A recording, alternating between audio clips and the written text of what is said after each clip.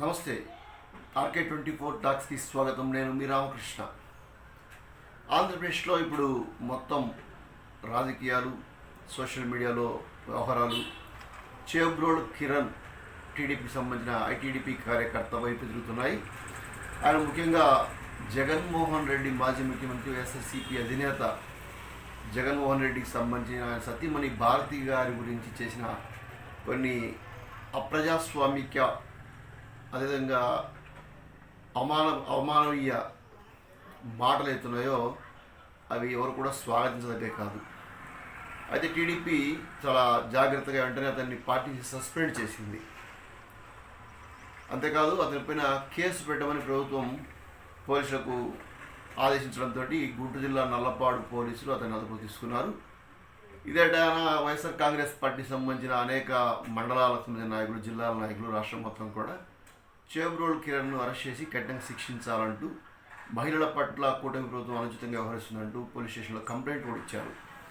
సరే, టీడీపీ వెంటనే స్పందించి అతన్ని సస్పెండ్ చేయడము, అతన్ని అరెస్ట్ చేయమని చెప్పి సిఫారసు చేయడము, అరెస్ట్ చేయడము ఇవన్నీ కూడా చక్కచక్క జరిగిపోయాయి.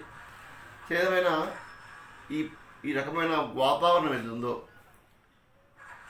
ప్రతిపక్షంలో ఉన్న వ్యక్తులు కావచ్చు, అధికార పక్షంలో ఉన్న వ్యక్తులు కావచ్చు, ఏ పార్టీ ఇక్కడ ఏదని కాదు, పార్టీలో ఎవరైనా సరే ఉండొచ్చు. పార్టీలో మహిళలు పనిచేస్తుంటారు. మహిళలను స్వాగతించాలా, గౌరవించాలా, మనం వారికి సంబంధించిన సముచిత స్థానం ఇవ్వాలి. అంతేకాని ఇష్టం వచ్చినట్లు ఏ పార్టీ వాళ్ళైనా, ఏ పార్టీకి సంబంధించిన వ్యక్తులైనా అట్లా అవమానకరంగా, అసభ్యకరంగా లేనిపోని విషయాలు, ప్రైవేట్ విషయాల్ని మీడియా ముందు, అంటే సోషల్ మీడియా ఉంటుందని చెప్పేసి ఎవరికి సంబంధించిన వాళ్ళు వీడియో పెట్టేసుకొని ఇట్లా చేస్తే భవిష్యత్తులో అసలు సమాజంలో బయటికి రాలేని పరిస్థితి వస్తుంది. కాబట్టి ఇక్కడ మనం బాగా గుర్తించాల్సింది ఏంటంటే, అది వైఎస్ఆర్ కాంగ్రెస్ పార్టీ, టీడీపీ కాదు, హుందాతనం రాజకీయాల్లో చాలా అవసరం. ఇప్పుడు ప్రతి కార్యకర్త, ప్రతి నాయకుడు కూడా వాక్ స్వాతంత్రం ఉంది.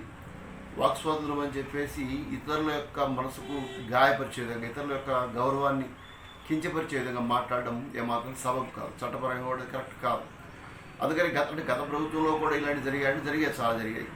గత ప్రభుత్వంలో ఎమ్మెల్యే, గుడివాడ ఎమ్మెల్యే నాని నేరుగా చంద్రబాబు నాయుడు గారి సతీమణి గురించి ఇష్టం వచ్చినట్టు మాట్లాడారు.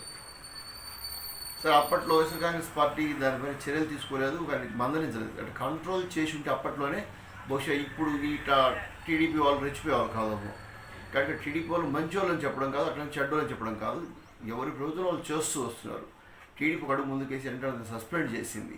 కాబట్టి అనిల్ లాంటి వారు, నాని లాంటి వారు, కొంతమంది వైఎస్ఆర్ కాంగ్రెస్ పార్టీలో ఎమ్మెల్యే స్థాయిలో వ్యక్తులు కూడా మహిళలను కించపరుస్తుంటే, టీడీపీ సంబంధించిన వ్యక్తుల్ని, చంద్రబాబు నాయుడు గారిని, ఇలా అందరినీ కూడా విమర్శిస్తూ చేయడం, మీడియా ముందుకు వచ్చేసి అలాంటి రకాలైన కామెంట్ చేయడం, ఇవన్నీ కూడా మనం చూసాం, ఇప్పుడు కూడా చూస్తున్నాం. అయితే ఇది ఎవరి అధికారులు ఉంటే వాళ్ళు చేస్తుంటే మిగతా వాళ్ళు బలైపోతుండడం ఇది సబబు కాదు. ప్రజాస్వామ్యంలో ఇది కరెక్ట్ కాదు.